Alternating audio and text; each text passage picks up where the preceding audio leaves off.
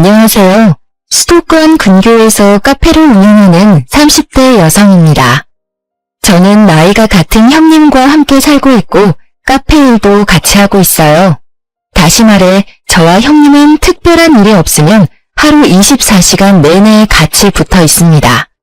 제가 이 이야기를 하면 제 지인들은 아무리 그래도 형님인데 불편하지 않냐고 묻더라고요.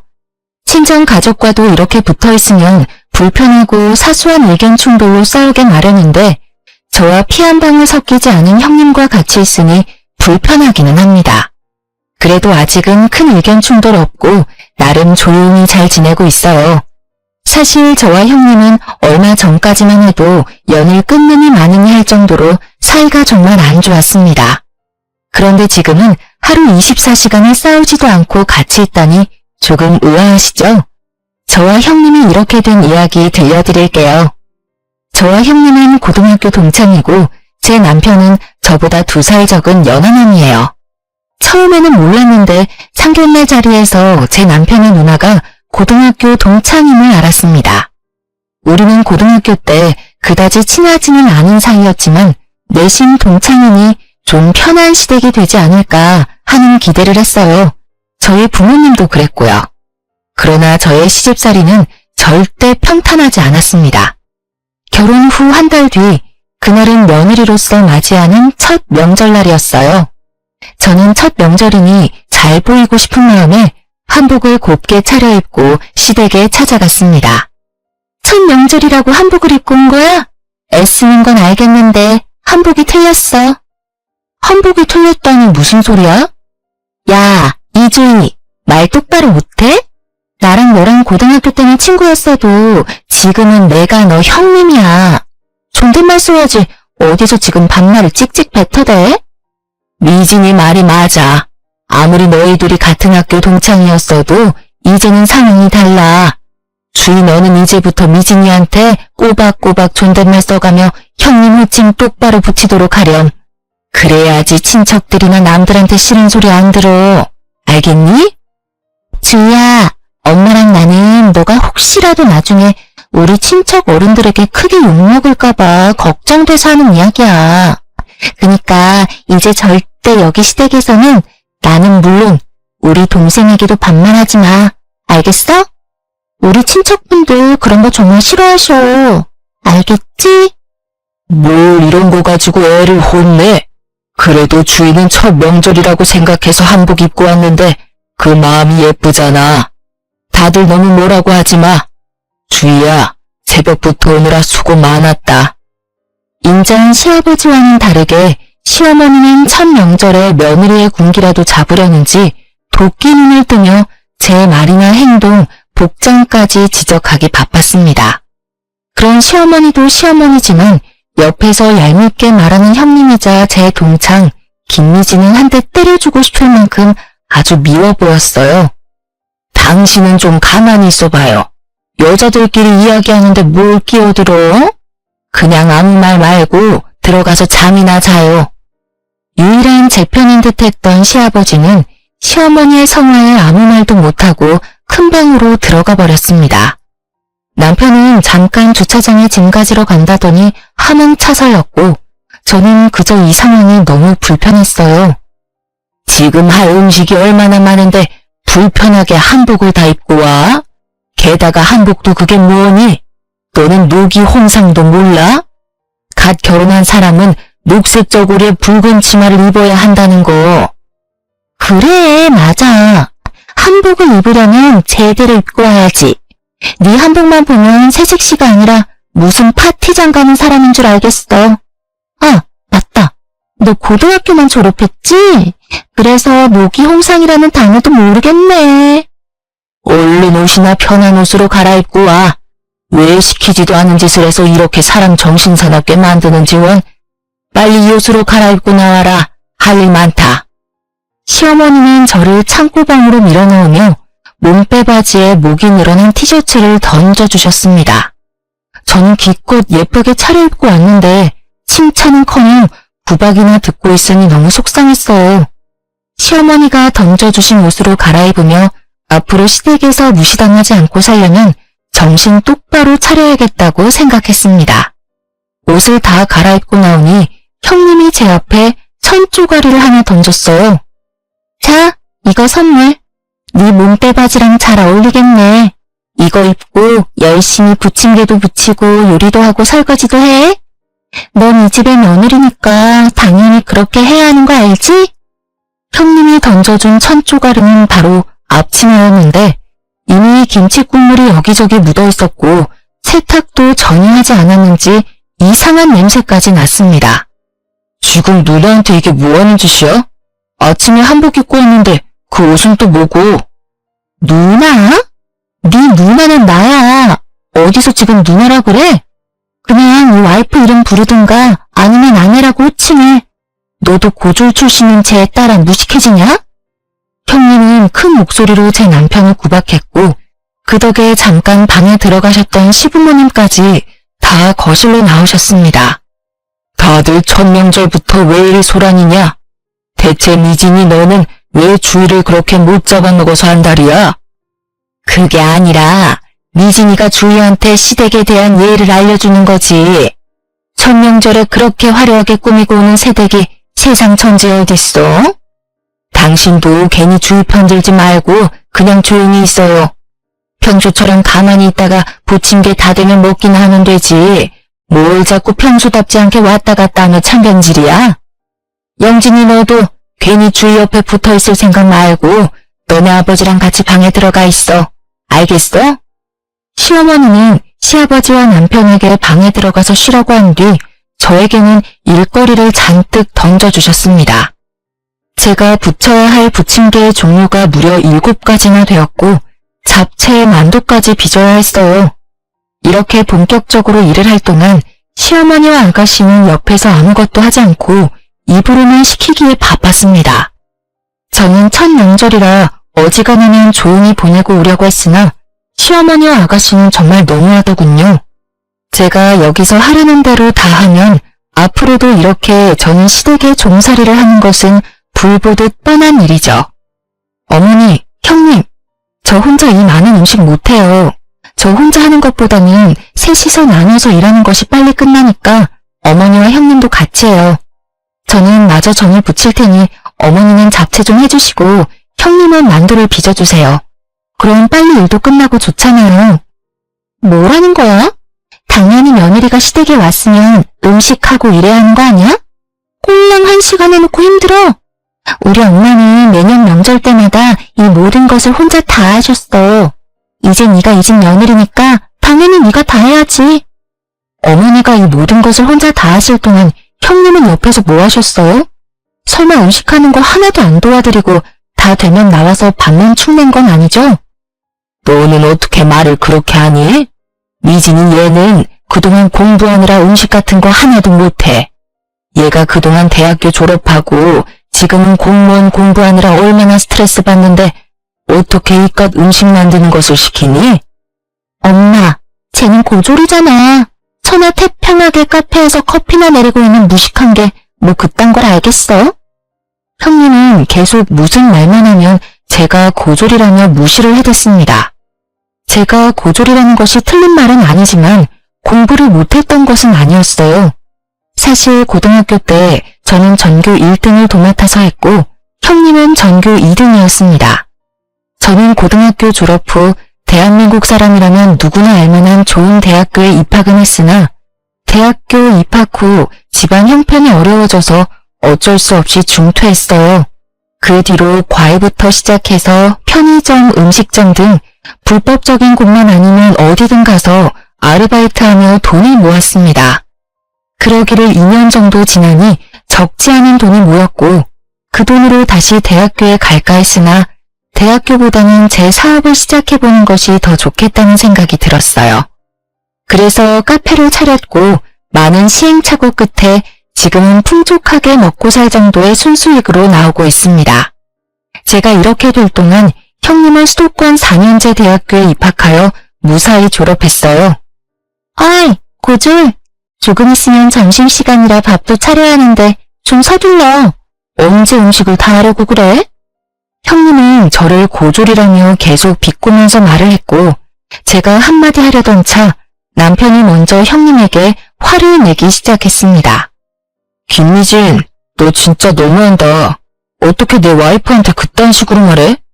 솔직히 내 와이프 고졸이기는 하지만 그래도 백수의 명품만 밝히는 너보다 훨씬 더 열심히 살아. 너가 그렇게 함부로 말할 사람 아니라고. 어쭈, 지금 네 와이프라고 편드냐? 아이고, 결혼 안 한 사람 억울해서 어디 살겠어?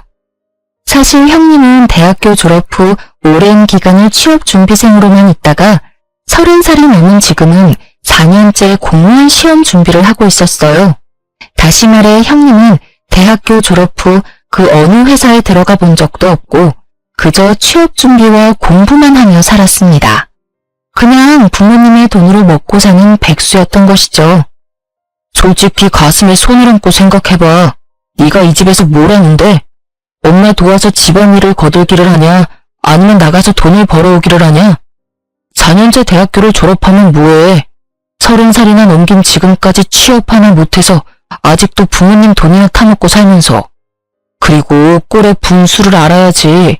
명품은 또 오지게 밝혀요. 내가 뭐 놀기만 해? 나 그래서 지금 공부하잖아.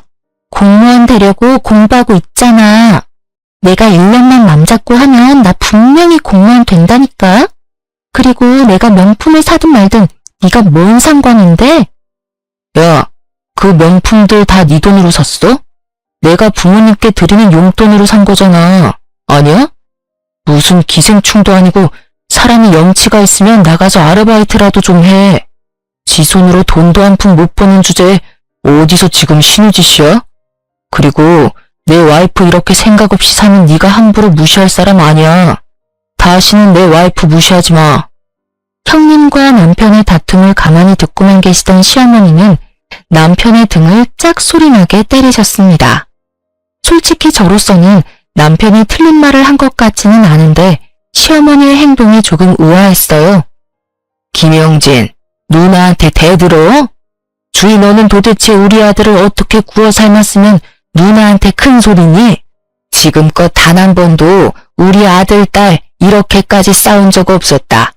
너와 결혼하기 전에는 애틋한 남매는 아니었어도 이렇게 싸우지는 않았다고. 제가 구워 삶다뇨. 저는 남편이 맞는 말을 한 것 같은데 왜 그리 저와 남편에게만 화를 내시는지 모르겠네요. 그럼 지금 영진이가 미진이한테 이렇게 대드는 게 많은 행동이라고 생각하니? 아유, 영진이 쟤는 꼭 자기같이 맹한 년을 데리고 왔구나.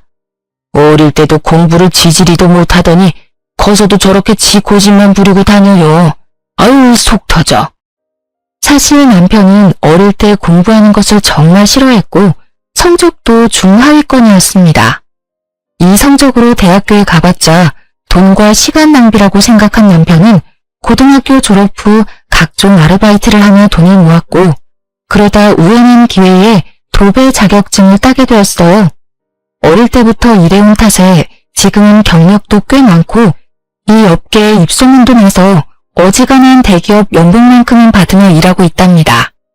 저는 남편이 꽤 성공적인 삶을 살고 있다고 생각하지만 시어머니나 형님은 남편이 대학교도 가지 못하고 도배 일이나 한다며 여전히 무시를 당하고 있었어요. 대학교도 나오지 않은 주제에 뭘 안다고 집에서 큰 소리야?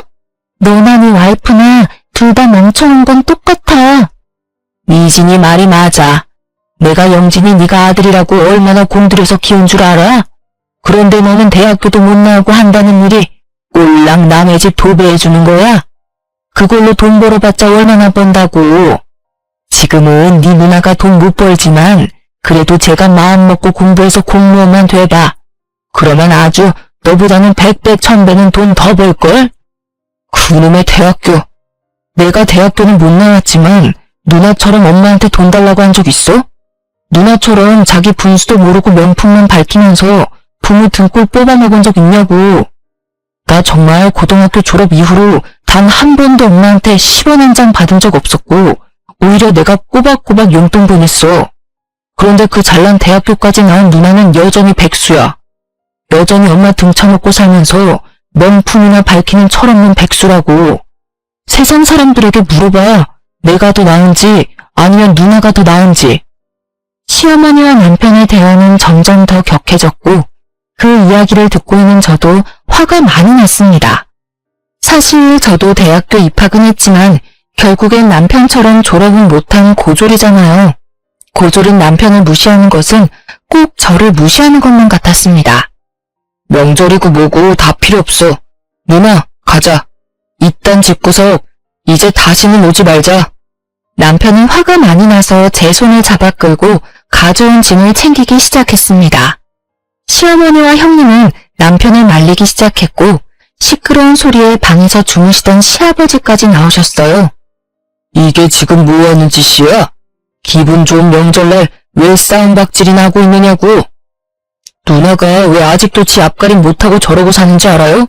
두 분 다 누나만 오냐오냐 해줘서 저렇게 생각 없이 자란 거예요. 이제 두 분 다 정신 좀 차리세요. 누나도 제발 정신 좀 차리고 똑바로 좀 살아. 너 지금 말 다 했냐? 이게 지금 어디서 누나한테 정신 차리라고 훈계질이야? 이래서 집에 여자가 잘 들어와야 하는데 며느리가 공부 잘하는 며느리였으면 이 상황을 현명하고 지혜롭게 마무리했을 텐데 주이모한테 실망이구나. 네? 아버지, 지금 어떻게 말씀을 그렇게 하세요? 이 상황이 저의 최종 학력이랑 무슨 상관이에요? 저에게 한없이 인자하셨던 시아버지마저 저의 최종 학력을 들먹이며 이 모든 상황이 다 저 때문에 일어난 것처럼 탓하셨습니다. 남편은 그런 소리 듣지 말라고 하며 제 손을 끌고 밖으로 나갔어요. 그러고는 제게 너무 부끄럽다며 이제 시댁에 오지 말자고 하는데 순간 남편의 눈에서 눈물이 한 방울 툭 떨어졌습니다. 그 눈물을 보니 그동안 이렇게 차별만 당하고 살아왔을 남편이 짠했어요. 그리고 며칠 뒤 한창 바쁘게 일하고 있는데 시어머니가 제 카페에 찾아오셨습니다.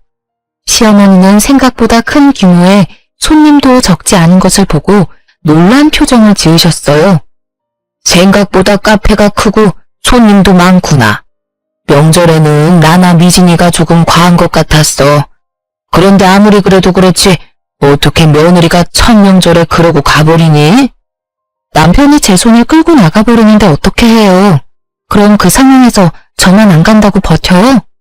하여튼 말 대답은 그건 그렇고 돈 좀 있니? 돈 있으면 좀 줘봐. 갑자기 웬 돈이요? 뭐 필요하신 거라도 있으세요? 그게 아니라 우리 미진이 말이다.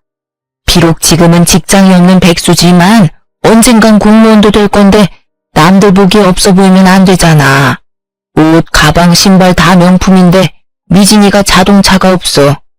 그래서 이번에 미진이한테 외제차 한 대 사주려는데 너가 돈 좀 줘. 시어머니는 당당하게 형님이 자동차를 사야 하니 돈 좀 달라고 하셨습니다. 일반 중고차를 사달라고 해도 기가 막힐 판국에 저도 못 끌고 다니는 외제차를 사달라니 순간 제가 잘못 들었나 싶었어요. 형님 외제차를 제가 사라고요? 아무리 그래도 그건 아니죠. 제가 뭐 엄청난 갑부도 아니고 무슨 수로 외제차를 사요? 아니긴 뭐가 아니니? 세상에 딱 하나뿐인 너의 시누이를 위해서 그것도 못해줘? 그래, 지금은 돈 아깝다고 생각할 수 있어. 그런데 우리 미진이가 이악 물고 공부해서 공무원만 돼봐. 그럼 설마 외제차 사준 너를 모른 척 하겠어? 외제차가 한두 푼도 아니고 어떻게 쉽게 사줘요. 그리고 자동차를 끌고 다니려면 면허증이 있어야 하는데 면허는 있어요? 형님 면허증 없는 걸로 알고 있는데요. 이번에 필기시험 보긴 봤는데 떨어졌나 보더라. 그래도 고등학교 때 전교 2등까지 한 아이니 다음엔 붙겠지. 아직 운전면허증도 없으면서 무슨 외제차예요. 그리고 저는 형님이 면허증이 있어도 그 돈 절대 못 보태요. 솔직히 우리 집 형편 너도 잘 알잖아. 우리 집에서 미진이한테 그래도 외제차 사줄 능력 되는 사람 너랑 영진이 뿐이야. 무조건 안 된다고만 하지 말고 좀 긍정적으로 생각해봐. 사람이 어쩜 그렇게 비관적이야? 대학을 안 다녀서 그런가? 아무튼 너가 돈 보태주는 걸로 알고 난 이만 가보마. 사실 시댁은 형편이 넉넉하지가 않았습니다. 시아버지는 중소기업에서 이사님 직급으로 계시고 시어머니는 결혼 후 평생을 전업주부로만 사셨어요. 그런데 요새 경기가 좋지 않다 보니 시아버지의 월급이 제때 나오지 않은 상황이었고, 그래서 시댁의 형편은 안 그래도 좋지 않은데 더 어려워졌습니다. 저와 남편은 그나마 잘 벌어서 조금씩 생활비를 보태주고는 있으나 아무리 그래도 형님 외제차를 사달라고 하시는 어머니의 말씀은 도무지 제 상식으로는 이해가 가지 않았어요. 그렇게 시어머니는 제 속을 뒤집어 놓고 나가셨고, 저는 생각할수록 어이가 없어서 그저 냉수만 들이켜고 있었습니다. 그러고 있는데 카페에 제 고등학교 동창인 수진이와 민희가 놀러왔어요. 이 친구들은 둘 다 결혼해서 어린 아이들을 키우며 살고 있고, 한 달에 한 번꼴로 제 카페에 찾아와 꼬박꼬박 매상을 올려주고 있습니다. 친구인이 돈을 받지 않겠다고 해도 이런 돈은 반드시 다 받아야 한다며 기어이 1원 한 푼도 빼놓지 않고 다 계산하고 가는 고마운 친구들이랍니다. 저는 마침 손님이 없어서 수진이와 민희와 함께 수다를 떨다가 명절 이야기가 나왔어요. 주인은 이번 첫 명절 어땠어? 미진이가 잘해줘? 말도 마. 아주 말끝마다 고졸이라면 나를 무시하는데 화가 너무 나더라. 걔가 널 무시해? 하긴 걔가 고등학교 때 전교 2등이어서 전교 1등인 너를 무지 싫어했잖아. 그래서 신우짓이라도 하고 싶었나 보네. 그런데 걔는 뭐하고 살아? 결혼은 했어? 아니면 회사 다니나? 대학교 졸업하고 지금까지 취업 못하고 부모님께 용돈 받아서 생활하고 있어. 당연히 결혼도 못했고. 지금은 공무원 시험 준비한답시고 놀고 있는 것 같더라. 보니까 부모님께 돈 받아서 명품만 엄청 사나 봐. 나이 30 먹고도 부모님께 용돈 받는 사람이 있다니 여론으로 대단하네. 시어머니는 어떠셔? 시어머니도 완전히 김미진 편이지. 사실 조금 전에 시어머니 왔다 가셨는데 나한테 세상에 딱 하나뿐인 신우의 외제차를 사달란다. 나도 못 끌고 다니는 외제차를 내가 사줘야 하는 거니? 네가 왜 미진이 걔 차를 사줘? 게다가 외제차?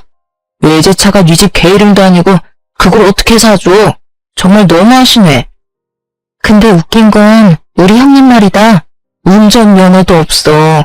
심지어 이번에 면허 필기 시험에서 뚝 떨어졌어.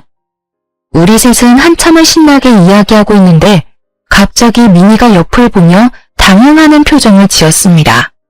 민희의 시선을 따라가 보니 거기에는 형님이 화가 잔뜩 난 표정으로 저를 두리번거리며 찾고 있었어요. 그러다 형님과 제가 눈이 마주쳤고 형님은 바로 저한테 다가왔습니다.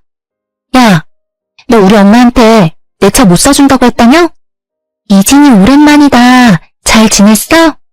기둥 뒤에 가려져서 못 봤네. 너희 셋은 아직도 연락하며 지내? 나야 뭐 그럭저럭 잘 지내지 뭐. 온 김에 우리 커피나 한잔 하자. 그래도 우리 다들 고등학교 동창인데 커피 한 잔은 할 수 있지? 수진이와 민희는 형님을 자리에 앉혔고 저는 갑자기 단체 손님이 와서 더는 함께 할 수 없었습니다. 손님에게 커피와 디저트를 다 건네고 다시 수진이 민희에게 갔을 때는 뭔가 분위기가 묘하게 이상했어요. 수진이와 민희의 표정은 신났고 형님은 그 사이에서 표정이 일그러져 있었습니다. 내가 웃긴 얘기 하나 해줄게. 남편 회사에 34살인데 신입으로 들어온 여직원이 하나 있거든? 그때까지 뭐 했냐고 물으니까 글쎄 공무원 시험 준비하다 안 돼서 회사에 취업했다는 거 있지? 근데 들어보니까 좋은 대학교를 졸업한 것 같은데 계속 취업도 안 하고 공무원 시험 준비하며 부모님 등골이나 빼놓고 산 것 같더라고. 근데 집이 잘 사는 것도 아닌데 명품은 발끝까지 휘감고 다니더라. 지 주제를 알아야 되는데 또 꿀의 자존심은 높아서 부모님한테 외제차 사달라고 졸랐다 하더라고. 어머, 나이가 30살이 넘었는데도 아직도 정신을 못 차렸네. 일은 잘해? 그런 사람이 일을 잘하겠니? 이번에 회사에 외근이 많아지면서 회사에서도 운전면허 따라고 했는데 필기 시험도 떨어졌다더라. 자기 말로는 대한민국 인류대학을 나왔다는데 필기 시험을 떨어진 게 말이 되니? 그냥 생각 자체가 없는 사람인가 보다. 그 나이 먹도록 아직도 부모님 돈으로 살고 싶을까? 나라면 적어도 편의점 아르바이트라도 하면서 내 생활비는 벌었을 거야. 어머, 근데 미진아, 어디 아파? 표정이 왜 이렇게 안 좋아? 얼굴은 또 왜 이렇게 빨개? 열이라도 나나? 아니, 그냥, 나 먼저 간다. 형님은 후다닥 나가버리고 그 모습을 본 수진이와 미니는 배꼽을 잡고 웃었습니다. 들어보니까 제가 손님 응대하느라 바쁜 동안 수진이와 미니가 계속 대화를 나누며 은근히 형님을 무시했나 보더라고요. 누가 들어도 형님 본인을 욕하는데 또 대놓고 자신의 욕을 한 것도 아니니 화를 낼 수도 없고 그 자리에 있자니 화는 나고 뭘 어찌하지를 못하다가 결국 뛰쳐나가버린 것이죠. 그날은 금요일이라 그런지 손님들이 정말 많았고 정신이 하나도 없던 와중 형님에게 전화가 왔어요.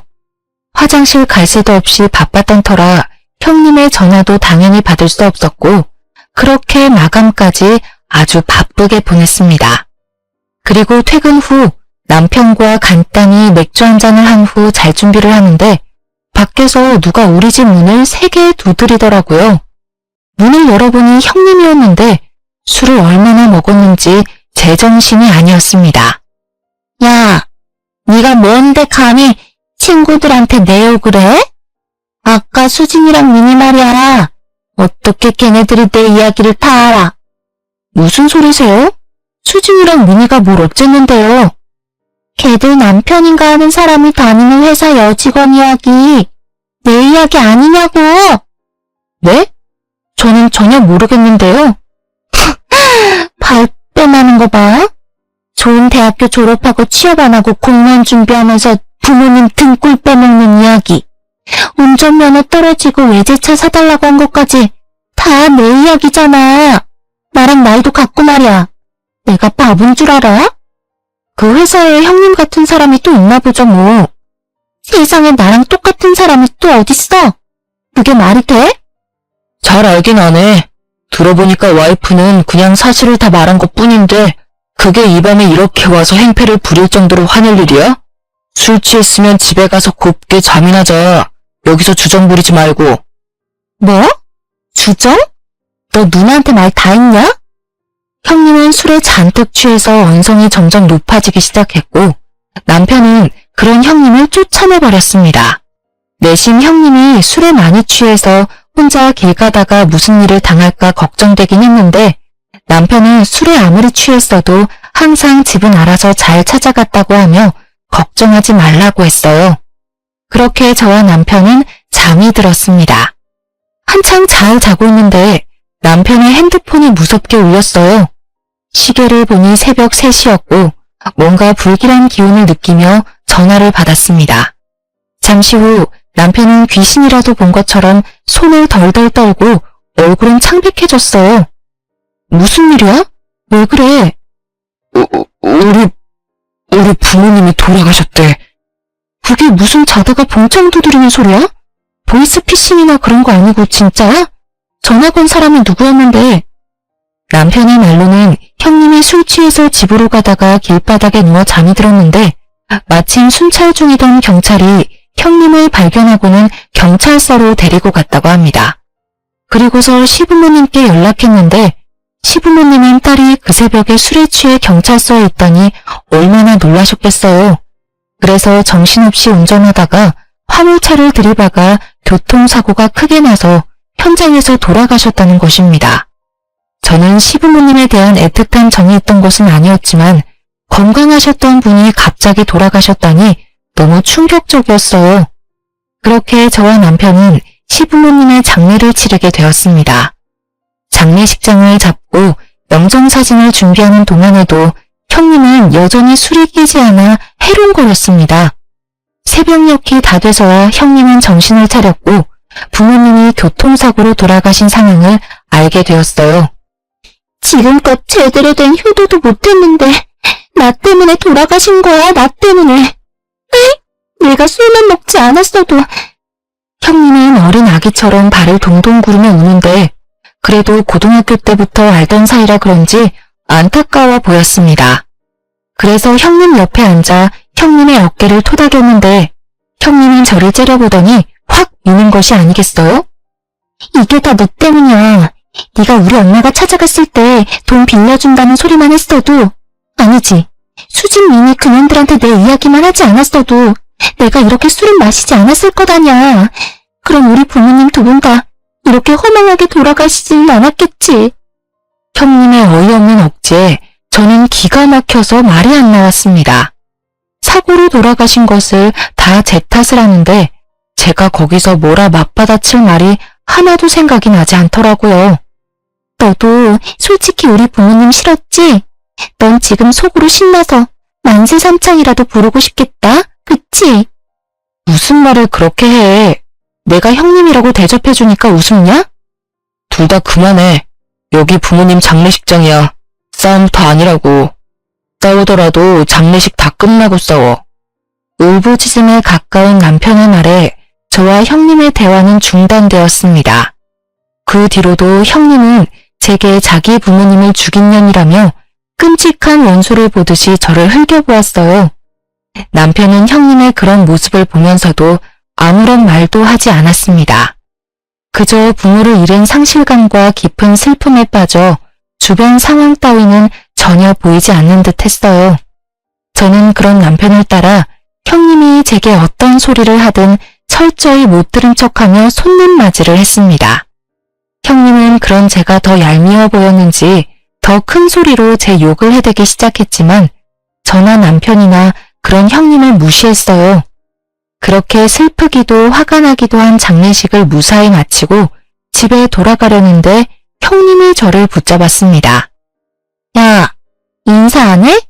부모님 돌아가셨으니까 이 집의 가장 윗사람은 나야. 이제 내 말 깍듯이 잘 들으라고. 그런데 넌 참 뻔뻔하다. 엄밀히 말하면 우리 부모님 죽인 사람이 바로 넌데 무슨 낯짝으로 끝까지 장례식장에 있어? 도대체 내가 왜 니네 부모님을 죽인 사람인데? 내가 진짜 장례식 하는 동안 참고 또 참았는데 이제 더는 못 참겠다. 네가 못 참으면 어쩔 건데. 그래봤자 넌 내 동생의 와이프, 즉 내 미치야. 알겠어? 그리고 시부모님 돌아가셨다고 바로 나한테 반말이냐? 야, 존댓말 똑바로 안 해? 형님은 저에게 매섭게 눈을 부라리며 제 뺨을 때렸습니다. 순간 장례식을 치르며 참고 참았던 제 화가 폭발하여 저도 형님의 뺨을 때렸어요. 지금 뭐하냐? 감히 네가 내 뺨을 때려? 미쳤어? 제정신이야? 왜? 너는 내 뺨 때려도 되고 난 네 뺨 때리면 안 되냐? 누나, 그만해. 내가 장례식 내내 지켜봤는데 이 인간은 그냥 사람이 아니야. 지금 부모님도 다 돌아가신 이 마당에 그동안 자기가 한 짓들을 후회해야지. 후회는커녕 왜 아무 잘못도 없는 남 탓을 해. 나 이제 친누나 없고 형제 하나도 없다고 생각하며 살 테니까 누나도 괜히 사람 같지도 않은 저 인간 때문에 스트레스 받지 마.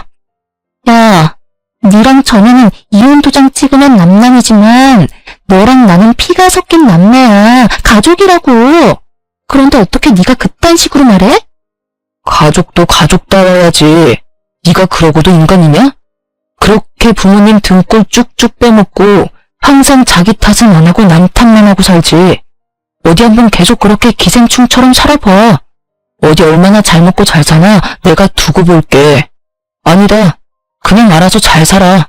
이제부터 우리는 남남이야. 알겠어? 이제 누나가 죽든 말든 신경 안 쓸 테니까 누나도 다시는 나한테 연락하지 마. 남편은 장례식 내내 참아왔던 분노를 터뜨리고는 다시는 보지 않겠다 다짐을 하고 집으로 돌아왔습니다.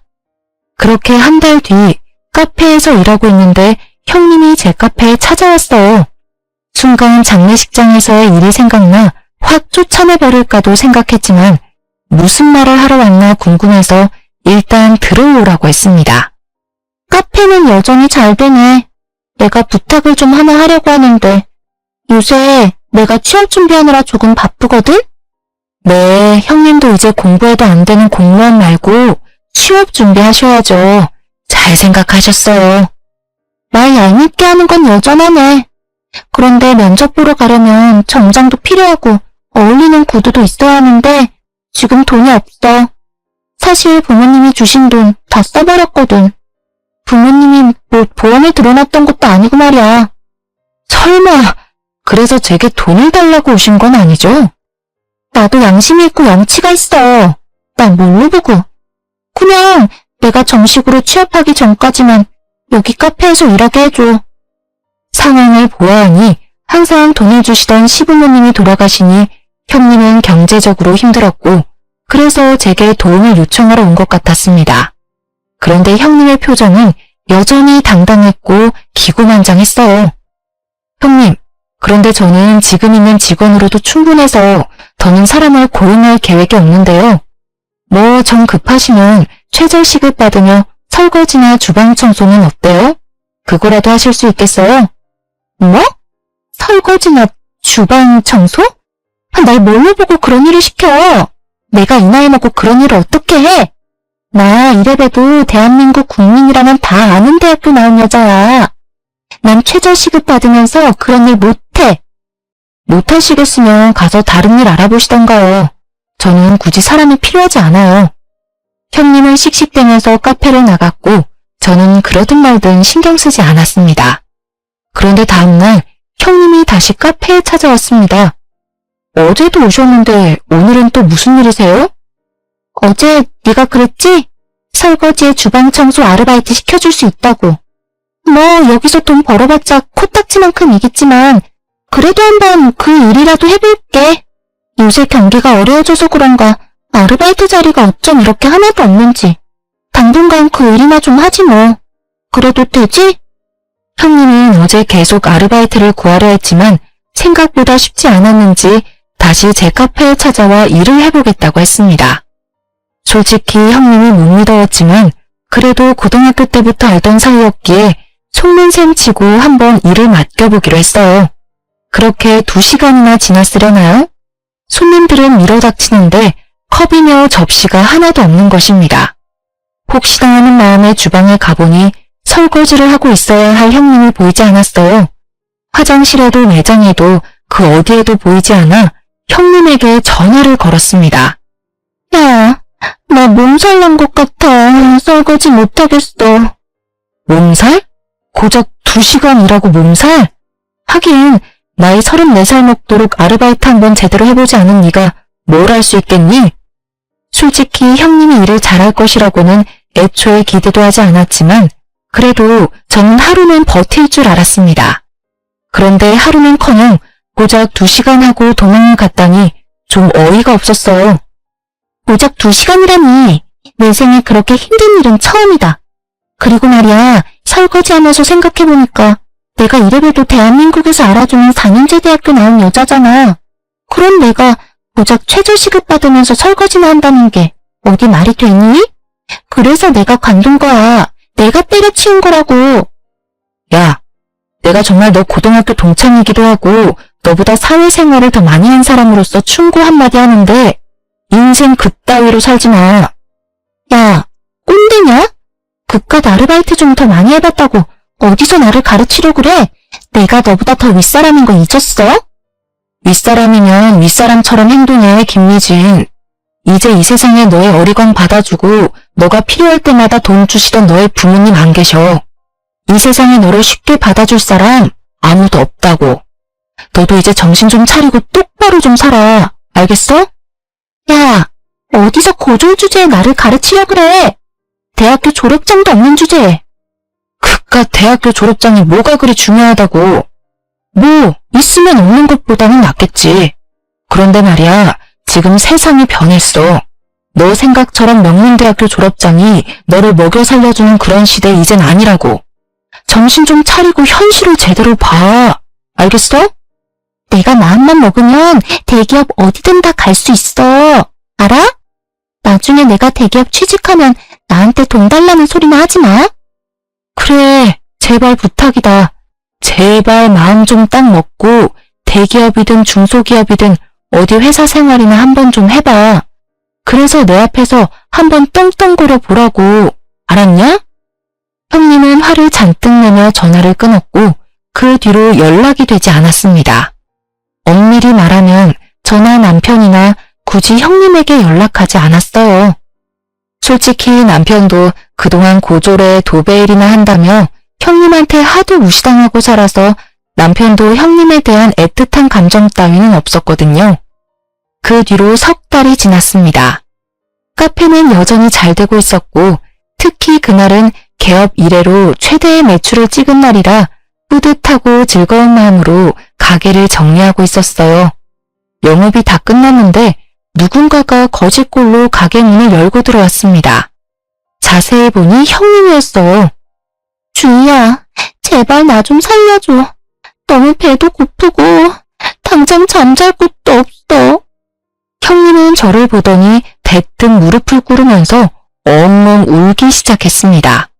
무슨 일인가 싶어 사연을 들어보니 지난 3개월간 회사에 가기 위해 이력서를 많이 냈지만 단 한 번도 면접 보러 오라는 연락조차 받지 못했다고 해요. 아르바이트라도 해보려고 했지만 평생 일 한 번 제대로 해보지 않은 사람이 무엇을 할 수 있겠나요? 당연히 갈 때마다 혼만 잔뜩 나다 쫓겨났다고 합니다.